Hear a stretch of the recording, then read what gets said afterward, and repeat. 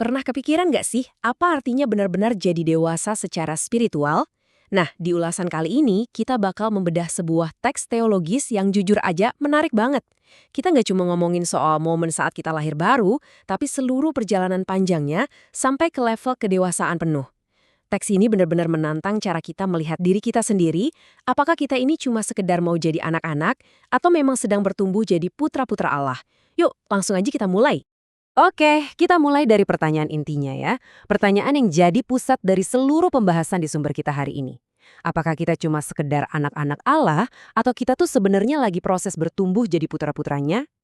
Sekilas kedengarannya sama aja kan, tapi literatur yang lagi kita bedah ini nunjukin kalau ada perbedaan yang masif banget di antara keduanya.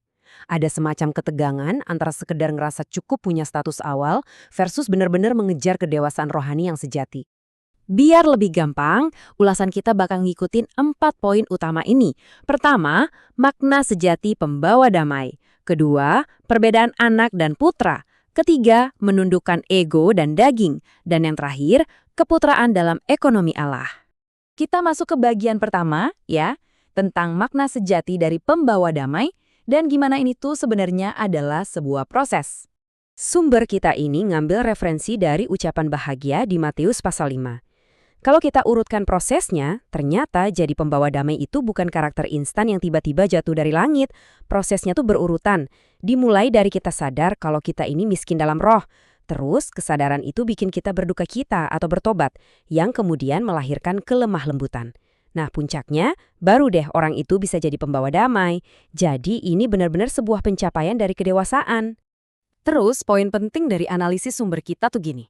Damai yang sejati itu adalah ekspresi lahiriah dari kondisi batin yang udah diubahkan. Masuk akal banget kan?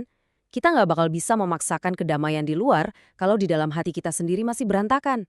Nah, pembawa damai sejati itu adalah mereka yang kehidupan rohaninya udah luber-luber sampai kedamaian itu secara natural mengalir ke lingkungan sekitarnya. Ini ngebawa kita ke bagian kedua, tentang perbedaan yang sangat krusial antara status sebagai anak dan putra. Nah, yang menarik banget dari pembedahan teks kita ini adalah nuansa terjemahannya. Teks kita menyoroti kalau di awal perjalanan, orang percaya itu disebut anak-anak Allah. Ya, mereka baru aja dilahirkan kembali dan baru mulai gitu. Tapi istilah putra-putra Allah itu beda. Istilah ini mengindikasikan level kedewasaan yang jauh lebih tinggi. Mereka ini udah dewasa secara rohani, bisa bertindak sebagai pembawa damai, dan pastinya udah siap buat jadi pewaris. Teks kita ngasih bukti yang kuat banget dari kitab Roma pasal 8. Kalau kita lihat penjelasannya, ayat 14 dan 19 menekankan kalau orang-orang yang dipimpin oleh roh Allah adalah putra-putra yang dewasa. Jadi, pimpinan roh inilah yang jadi indikator utamanya. Bahkan dibilang juga, seluruh makhluk ciptaan itu sebenarnya lagi nunggu-nunggu momen di mana putra-putra yang dewasa ini akhirnya benar-benar muncul. Dari sinilah muncul satu istilah teologis, yaitu keputraan. Dan ingat ya, berdasarkan sumber yang kita bahas, ini tuh sama sekali nggak ada urusannya sama gender. Keputraan ini adalah proses bertumbuh mencapai kedewasaan spiritual supaya kita bisa jadi ekspresi korporat dari Allah. Gampangnya, ini soal dapetin kapasitas penuh untuk bisa mewakili otoritasnya. Tapi ya, namanya juga bertumbuh, pasti ada rintangannya dong. Di bagian ketiga ini, kita bakal bahas hambatan terbesarnya, menundukkan ego dan daging. Coba deh kita tarik konsep teologis ini ke kehidupan sehari-hari kita. Pernah kepikiran nggak sih kenapa ada banyak banget konflik dan kurangnya kedamaian di antara kita manusia? Kalau tujuan akhir rohani kita itu jadi pembawa damai, kenapa dunia kita malah penuh banget sama perselisihan?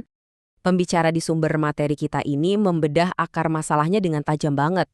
Intinya gini, konflik itu terjadi karena kita keseringan hidup disetir sama ego. Kita tuh gampang banget membenarkan diri sendiri, ngehakimin orang lain, atau ngerasa lebih hebat dari yang lain. Sadar atau enggak, sikap-sikap kayak ginilah yang secara aktif ngancurin kedamaian. Ini benar-benar kebalikannya dari karakter seorang putra Allah. Sumber kita ngasih perbandingan yang sangat brilian soal ini. Coba kita perhatiin bedanya. Si pembuat masalah itu disetir sama ego manusiawi. Fokusnya cuma buat membenarkan diri sendiri. Dan ujung-ujungnya pasti bikin konflik dan perpecahan. Tapi kebalikannya, seorang pembawa damai itu didorong oleh kehidupan ilahi yang ada di dalam batinnya. Mereka punya kapasitas buat menyangkal diri, dan hasil akhirnya, kedamaian dan harmoni yang sejati. Literatur kita juga menekankan kalau Yesus itu adalah contoh paling puncak dari seorang pembawa damai. Bahkan, pengorbanannya di kayu salib itu dipandang sebagai tindakan paling mutlak buat mengakhiri permusuhan dan menciptakan kedamaian. Makanya, sumber kita menyimpulkan bahwa kita juga dituntut untuk menundukkan ego kita kalau kita benar-benar mau menghadirkan kedamaian yang sama di sekitar kita. Sekarang kita masuk ke bagian terakhir buat ngelihat tujuan utama dan kosmik dari semua proses ini. Keputraan dalam ekonomi Allah.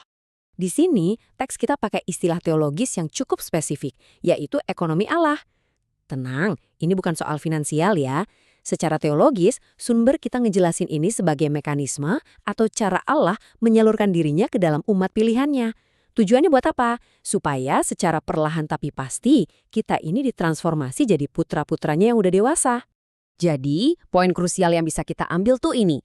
Keputraan itu sebenarnya adalah titik fokus dari seluruh penyaluran ilahi ini. Penembusan itu bukan akhir ceritanya loh, itu cuma jalan masuk biar kita bisa terus bertumbuh dan akhirnya membentuk satu ekspresi yang utuh bersama-sama.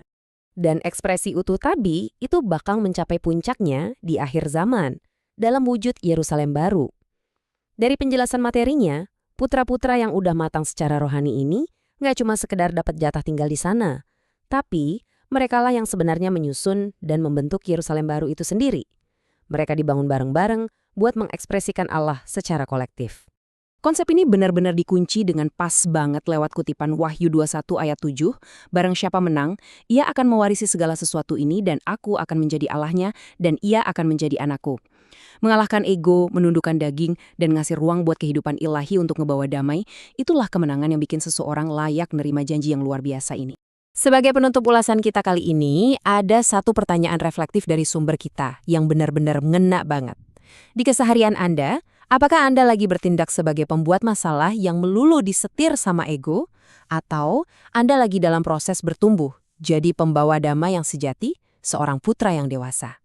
Pilihan dan langkah selanjutnya ada di tangan Anda. Makasih banyak udah ngikutin ulasan ini, dan sampai jumpa di bedah materi kita selanjutnya.